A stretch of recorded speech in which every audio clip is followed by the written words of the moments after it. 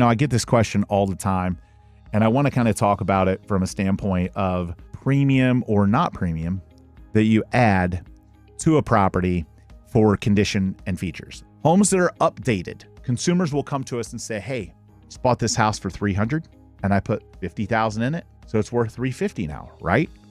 Not exactly. It could be worth more than $350, but very likely it's going to be worth less.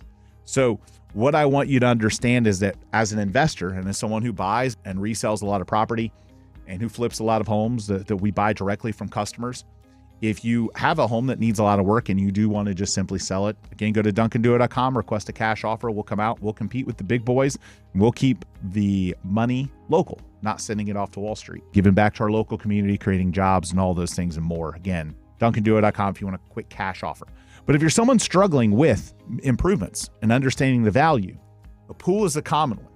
And during the pandemic, a pool was an even greater premium than it is now because, again, during the pandemic, we were limited with where we could go and what we could do, and pools were trading at a higher premium. In other words, houses with pools, the cost of the pool, it was adding more than the cost of the pool to the value of the home. That is obviously diminished. Now, the pandemic-driven surge in swimming pool premiums has subsided. Pools still command a significant price advantage, and the share of listings, still a lot of pool homes out there, and people are getting pools, but it's not as rampant as it was. So the price premium, and this is something that, to give you an understanding, in 2019, and this is a national stat, but it's relatively close for us, the typical listing price for a home with a pool was $415,000. In 2025, gone up to almost $600,000. It has dropped some though. But here's what I want you to understand. Most improvements in your home don't add what they cost. If you spent $100,000 on your pool, it probably didn't add $100,000 in value because you used it and then it depreciated. So I'll have clients say, well, I spent $120 on my pool in 2019, and shouldn't my home be worth $120 more than my neighbor's house that's the exact same and doesn't have a pool? And it just doesn't work like that. So your pool does get you a premium price, and there are consumers that want it. But unless your pool is some massive, custom, amazing thing, the likelihood that you're getting more than your pool cost is slim. I want consumers to understand, if you update the kitchen or if you put $100,000 into this or $100,000 into that, it may not bring you back a return on investment because you're going to use it. Now, there are times when a certain renovation can add a premium and get your house more money than the cost of the renovation. Look, I buy homes and renovate them and make a profit all the time. So it does exist.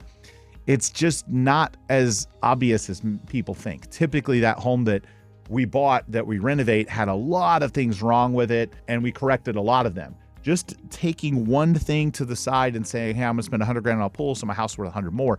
It just doesn't work as common like that. Now, again, every neighborhood's different, every house is different, and there are times where we'll look at it. I have a very good friend not long ago who was in a neighborhood that just didn't have very many pools.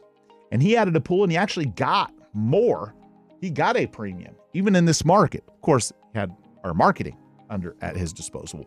But when you do make renovations, especially if they're not renovated and unused, in other words, like you renovate the house and then you sell it, that renovation will get a premium. If you renovated a house 3 years ago, it's not getting that dollar because it's depreciated, it's used, there's wear and tear on the stuff.